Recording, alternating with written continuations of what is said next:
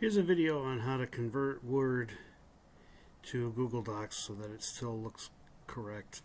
And the example will be the 110 Lab manual.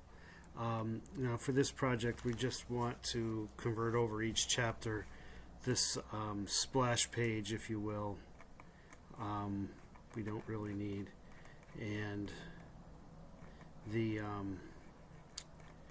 table of contents you do not have to do. Word does one nicely for you.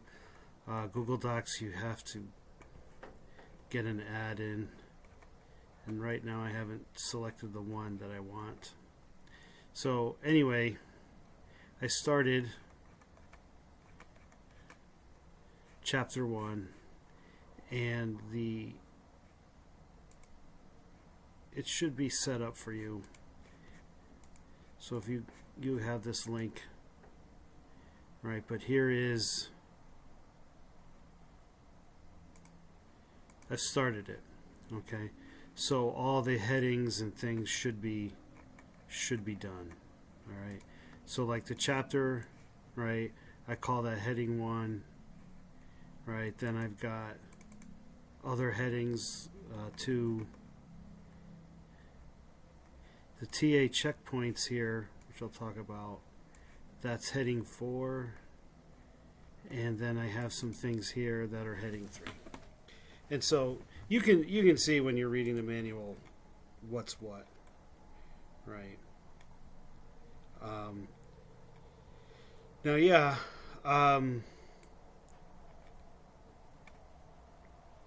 let's say we want to cut and paste this text, right? Which I've already done, but we'll do it again. Right. So I just want to cut and paste that text. If I do Control V, it makes an attempt to keep the formatting, right? I've already got the normal text to be Garamond 12, so this actually worked pretty well. And then the links should already work. And yep, if you have Grammarly or something, you can start making edits. All right. Now, if I just, notice, if you do Control Shift V, it strips out any formatting. All right, and sometimes you have to do that. And before I forget, I'll show you. So there will be equations that you don't want to have to retype. Okay.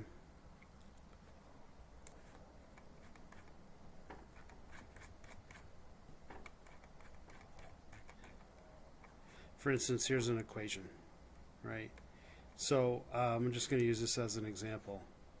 So if I cut and paste this, right, and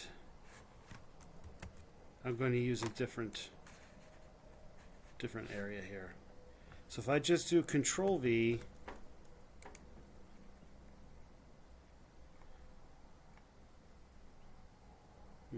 interesting.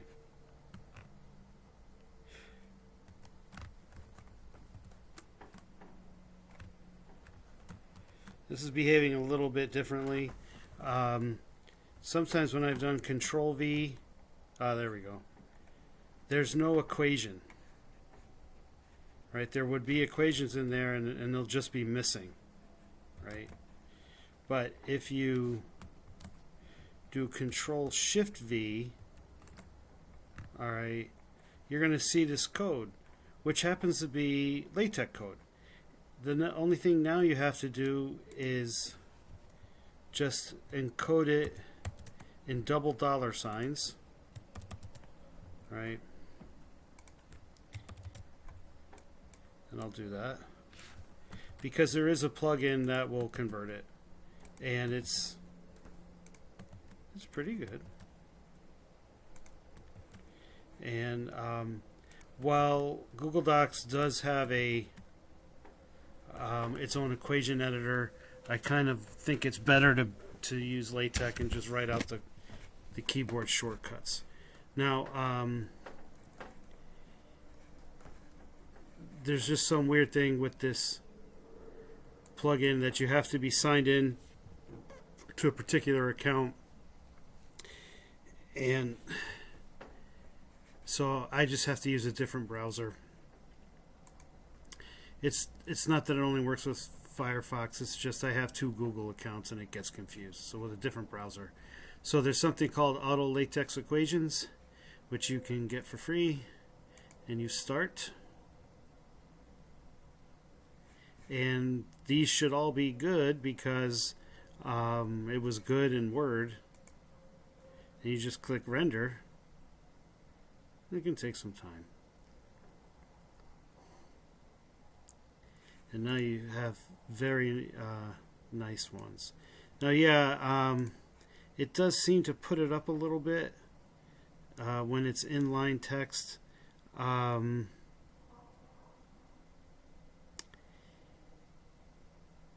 sure there's a way around that. I just haven't looked into it. All right, but it'll be fine. Now, it might look a little off, but if you zoom in, you'll see that it does a nice job rendering. Okay, and if you were to print it out, right, it'd be good. So the next thing I need to talk about is figures, which there are a lot of figures in this tutorial. All right, and I'm just going to grab one for example.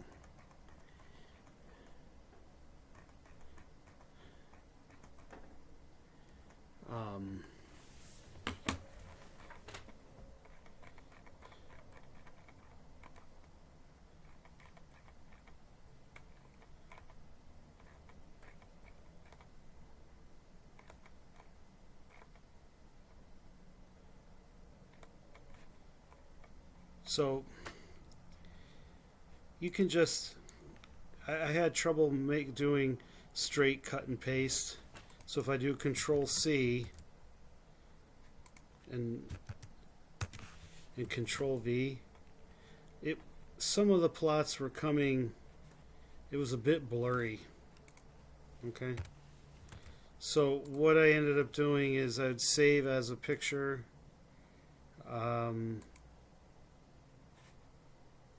I usually use JPEG. Right. This will just be a test. Right.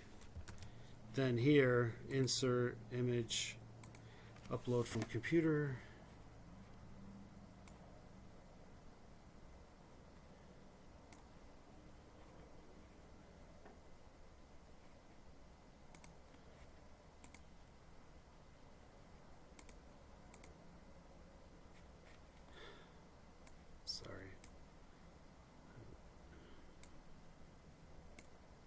Do so many things online that I don't have ready access.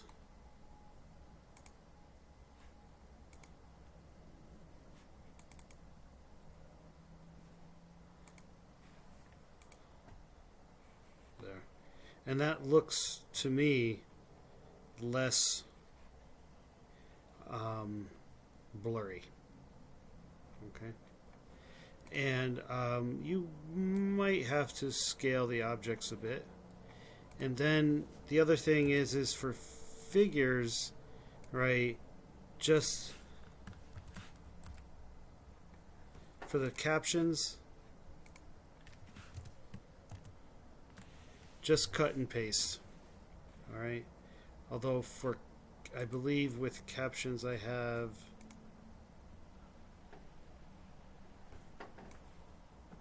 I can turn that into,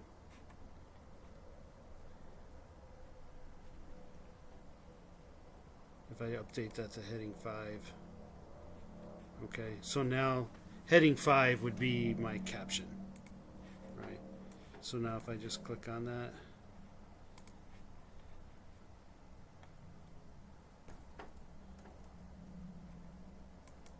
I'll use my default styles. And I don't know. Anyway, the figure you'll be working in will have it. You'll have this style here. All right. Now, something is that sometimes I will have a sample file that I want them to download. I just have to find it.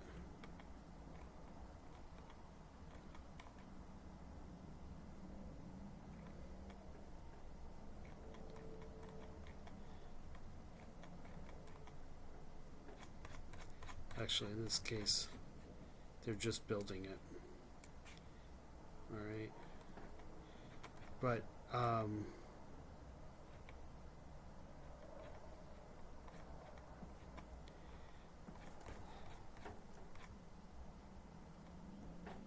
so here is some Python code, right? And there's a link to the code.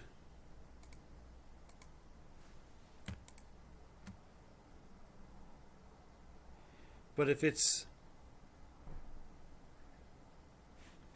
a Google Drive, just that's fine. Leave it. You can, well, I take it back. You should put it in where I'm going to show you. All right. So what I would do is download it.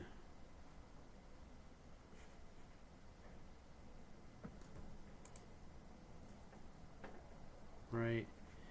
And then there's something, I got a place called Python, right? And so some of these files are from Dropbox, and so I'm trying to move away from Dropbox. So here's that Python code. You bring it up into Python, then right click, get link, copy the link, and then link to code, and then just Control K, Control V, click on that, and then it's there. So you can go. So if there's a Python code, or sometimes I have sample LTpsice code or schematics. All right. So rather than hunt around for an LTpsice schematic, I'm just going to kind of give you an example of what to do. So if I have a link for it, right, then I want them to use it. But if I just have a picture, no, they've got to create it themselves. So what I'm going to do is, this is let's say that's a file I want them to have. So I do Tools, Copy Bitmap to Clipboard, right? And then I will just Control V and paste the figure and then resize it. But now I want to lend the link to the code, right? So I have an LTpsice directory. Now, for instance, if this were the code or the file, right, I'll get link, right? What I want you to do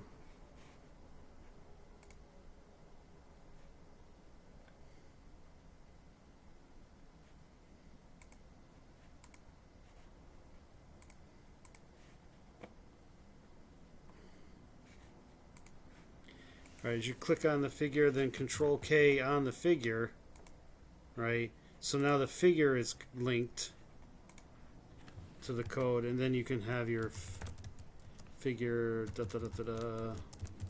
link to code, right? Now, for lab manuals, I'll do it both ways. For writing papers, I like to link the figure from which it came from, because you wouldn't put link to code or link to schematic in a paper, but sometimes you forget what you did, and so you want to get the original splice file, right? And then you can just download it and like, oh, that's what I did, right? But so many times you'll modify a splice file for the next project. This is like a splice file, right? Once you've created a figure, you don't want anything to change it. All right? That's probably enough for one day to get you started. All right? Thank you very much.